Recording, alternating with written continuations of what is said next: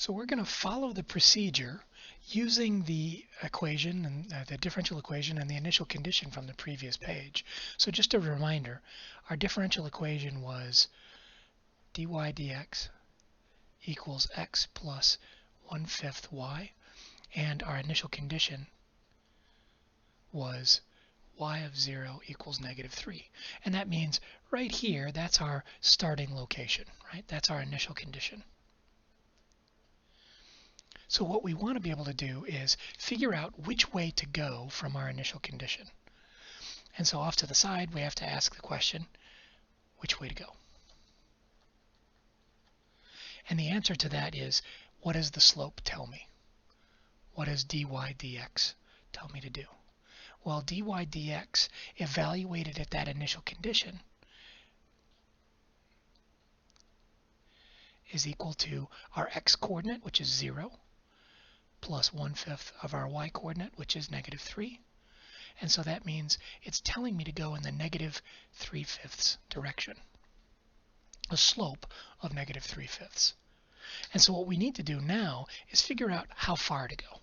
So we're going to use a step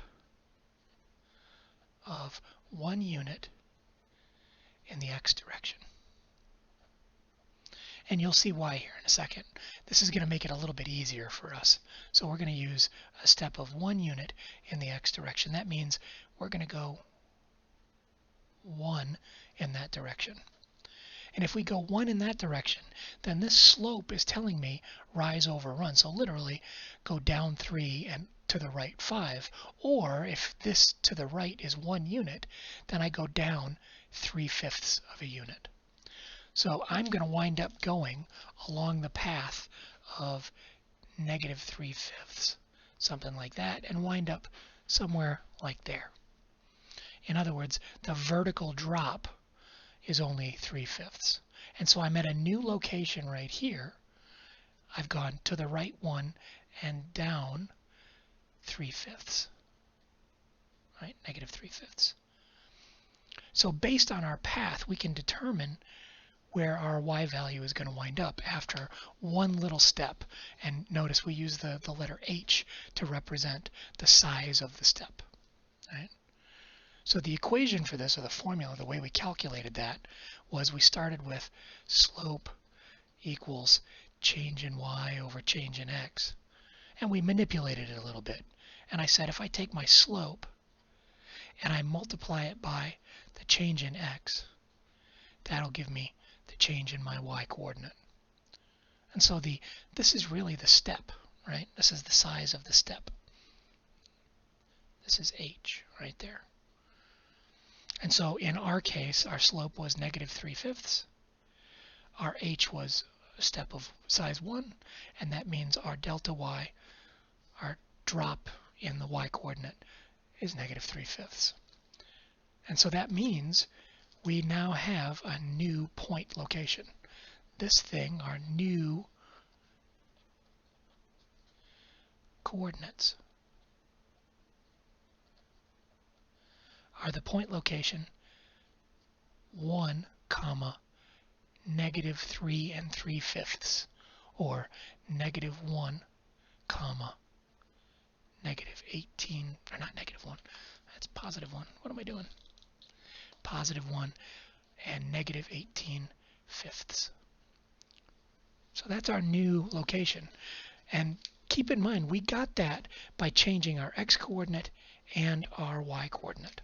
So the way you can think about this in general is our new x coordinate was just whatever we started out with before, our old x coordinate, plus our step size, right? Because our step size was 1. And our new y coordinate was wherever we started out before, our old y coordinate, plus this thing right here, this delta y, the slope times our step size. But keep in mind our slope, this slope right here, was really, we got that from our differential equation. We got that from dy dx evaluated at the old coordinates, the old x and y coordinates. And so I already wrote it up there, but our new location is 1 comma negative 18/5. So we're going to do this again one more time on the next page. But starting off at this new coordinate, we're going to check our DE, see where it tells us to go, and follow the procedure. So at the top of the next page, you can see we've got our point, but we want to know which way to go. And so in order to figure out which direction, we have to evaluate our differential equation. And just as a reminder, I'm going to write over here, recall that our dy dx is itself a function of x and y. So when I say what direction do we go, I'm really saying what is f of our current, our old x and our old y coordinates. Or another way of saying that is when I plug that into my differential equation, what is f of 1 comma negative 18/5. And after a little bit of arithmetic, I'm sure you can figure this one out. It's just x plus 1/5 of y. So 1 plus 1/5 of negative 18/5. Or with a little bit of arithmetic, this turns out to be positive 7/25. Okay. So what we've just found out is the direction that we're going to go is in the positive 7/25. This is the slope at our point right here. So we're going slightly positive, and we're going to take another step of size 1. We're going to maintain the same step size as before. And when we do that, this thing is going to go slightly in the up direction. So it'll wind up somewhere like over there. The question is, where? Where does it end up? What's the coordinate for that new location? And again, we can use our little formulas from the previous page to figure out that our new x-coordinate is whatever our old x-coordinate was, plus our step size. And so that means our new x-coordinate is equal to 1 plus 1, or 2. Pretty easy. Our old x-coordinate was 1. We went over 1. So the x direction, not too tough. But if I want to know the, if I want to know the new y coordinate, I just take my old y coordinate, and then I add, remember it's the slope times the step size. So step size times the slope, which I know from up there is the function value, the derivative value at the old x, comma, the old y. And if you remember, we've already calculated all this stuff up there. That's equal to the old y coordinate was negative 18/5 plus 1 times 7/25. And with a little bit of effort, we find out that that's equal to negative 83/25. Now you can check me on that, but I'm pretty sure that that works out. So what we've just done is we've created a new x-coordinate and a new y-coordinate. And if we put them together, we have a new point, 2 comma negative 83/25. And that's where we wind up after our second step on this graph down here. So after 2 steps, we've now created 2 line segments. We're basically approximating what the solution curve should look like. And if I do one more step, you'll see at the top of the next page, if I do one more step, we can estimate where we'll wind up. So I'm going to do this one really fast, but I'll let you fill in, see if you can calculate what are the coordinates for that point right there. So take a second and see if you can run the calculations based on what we've just done and come up with the coordinates for that third point after the third step. You ready? Here it comes. Poof. There it is. We've calculated our new x and our new y coordinate using the same formulas as before, and we found our new location after the third step is 3 comma negative 248 over 125. Now you might want to approximate that and say it's basically negative 2, but that's the exact answer according to our approximation, according to our prediction. So we would guess if somebody said, based on this initial condition right here, based on an initial condition of y of 0 equals negative 3, where would you predict that solution curve is going to be when x equals 3?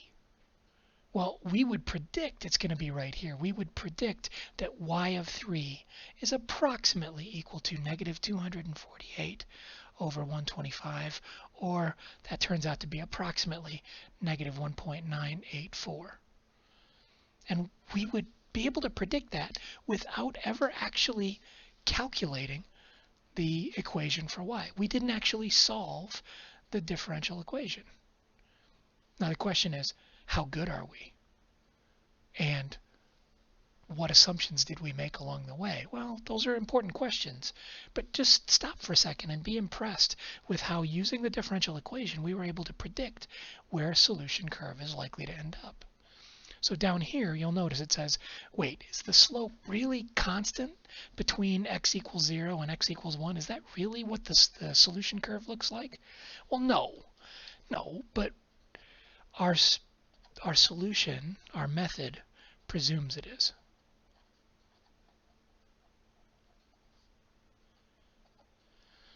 And so there's a source of error, because it isn't.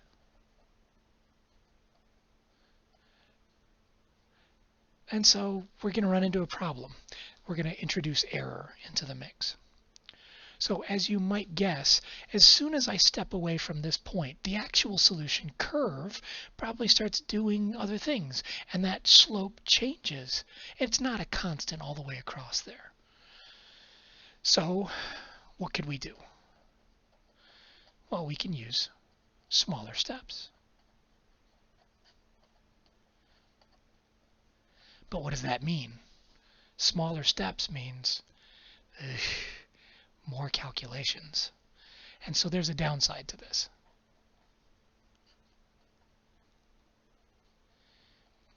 So if you had to do this by hand, you'd be a little tempted to say, you know what, we can just approximate it. It's good enough to do 3 steps.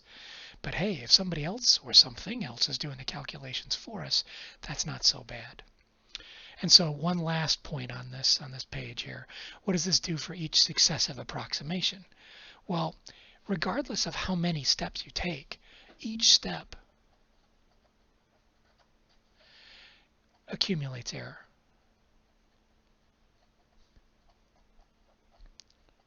Since each step is moving away from the actual curve.